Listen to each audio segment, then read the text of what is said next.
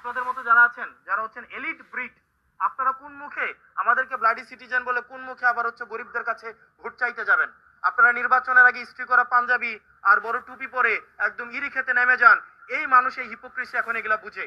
আপনারা গার্মেন্টস শ্রমিক ফুটপাতে এখন যে যাচ্ছেন ভোট চাইতে ব্লাডি সিটিজেনের কাছে, আপনারা ম্যান্ডেটের জন্য ঠিকই ব্লাডি সিটিজেনদের কাছে আসেন।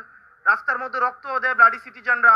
এই ব্লাডি সিটিজেনের রক্তের উপরে দাঁড়িয়ে আপনারা বিদেশে ব্যবসা করেন, ছেলে মেয়েদেরকে বেগম পাড়ায় রাখেন, সেফ এক্সিট নেন, ডুয়েল সিটিজেনশিপ নেন, এবং নিরাপদ যখন দেখেন তখন বাংলাদেশে এসে ব্লাডি সিটিজেনদের রক্তের উপরে দাঁড়িয়ে তখন আবার নির্বাচনে দাঁড়াবেন। আর নির্বাচনে যদি দেখেন উত্তর দক্ষিণ হয়েছে, আবার তখন দেশ থেকে পালিয়ে যাবেন।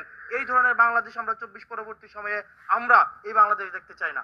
সেটি নিয়ে আমরা নির্বাচন কমিশন আপত্তি জানিয়েছি, এবং সকল আইনজীবী, এই জহুরুল ইসলাম মুসার প্রতি যে ধরনের আচরণ করা হয়েছে, এটা সকল আইনজীবীদের প্রতি